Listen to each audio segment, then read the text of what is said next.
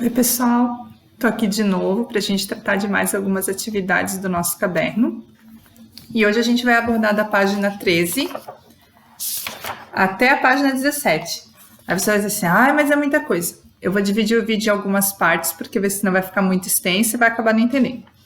Ali na página 13, ele faz 3 perguntinhas. Na verdade, são 3 questionamentos que a gente deveria trabalhar num debate, né? A classe toda em conjunto.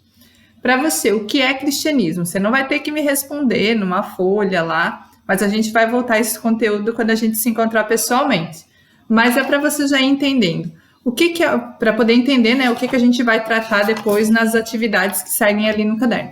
O que você entende como cristianismo? Você já deve ter ouvido falar essa palavra em algum lugar. Todos os meninos que são da minha classe, eles pertencem à igreja ou alguma igreja cristã. Então, todo mundo era para ter na cabeça o que significa o cristianismo. Mas se você não sabe, dá uma olhada no dicionário, mas cristianismo é a religião que se baseia com a fé em Cristo Jesus. Por isso a palavra é cristianismo. Na ética que ele viveu e nas promessas que ele nos fez e na sua vida, como ele demonstrou quando viveu aqui nessa terra. É uma doutrina cristã revelada nos evangelhos, lá de Mateus, Marcos, Lucas e João, e que a gente tem ensinado aos nossos desbravadores e que vocês que são da igreja têm aprendido na escola sabatina ou quem é católico na catequese. É uma religião monoteísta, nós temos um Deus só, apesar de ser uma trindade, Deus Pai, Deus Filho e Deus Espírito Santo, mas é um Deus só, todo-poderoso, que rege a denominação cristã.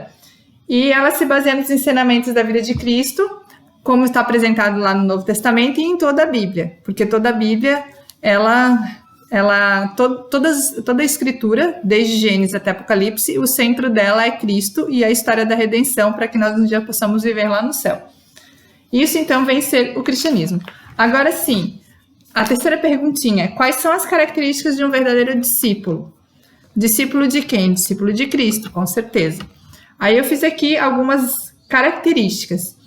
Aquele que acredita em Deus, aquele que acredita em Jesus e que é um servo dele, ele tem a plena certeza da salvação. Cristo veio a esse mundo, morreu pelos nossos pecados, ressuscitou ao 3º dia e subiu ao céu para preparar a nossa morada e para fazer o juízo. Mas isso é uma coisa que a gente vai aprender mais lá para frente.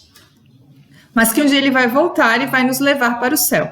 E a salvação a gente tem somente pelos méritos do sangue de Cristo na cruz. Nada do que eu faço, nada do que eu venha a fazer pode me salvar, mas somente o sangue de Jesus e eu aceitando ele como meu salvador.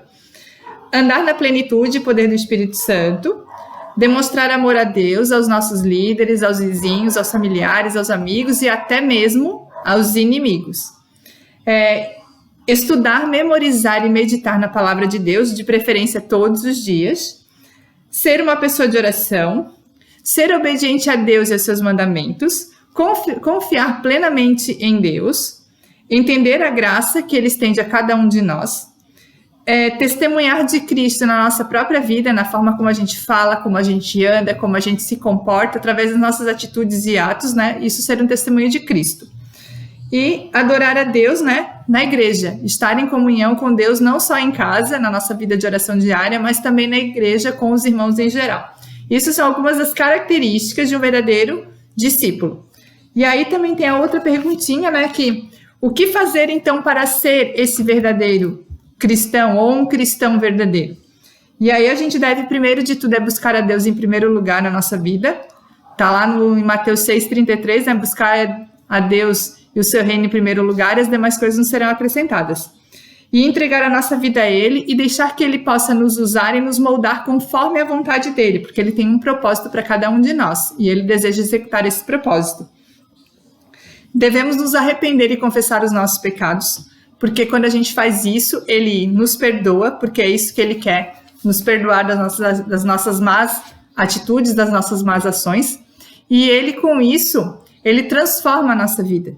Somente mediante o amor de Cristo a gente pode ter a nossa vida transformada, mas a gente precisa se entregar a Ele. Não podemos enganar a Deus, não adianta falar da boca para fora. Ele conhece o que vai dentro do nosso coração, Ele sabe das nossas intenções. Então, a gente pode enganar o pai, a mãe, os irmãos, a professora, a instrutora do clube, qualquer pessoa você pode enganar. Mas a Deus, infelizmente, a gente não engana. Então, nada do que a gente faça, ele sabe se a gente está fazendo aquilo por amor a ele ou apenas talvez para se aparecer, ou para tentar mostrar que é uma pessoa diferente. Devemos confiar que ele está sempre conosco e quer o melhor para cada um de nós. E devemos daí colocar em prática a regra dos maiores mandamentos, que é amar a Deus sobre todas as coisas e amar o nosso próximo como a nós mesmos. Essa, então, é a primeira parte aqui da página 13, para a gente entender sobre o cristianismo, as características de um cristão e como a gente deve ser, então, um cristão verdadeiro.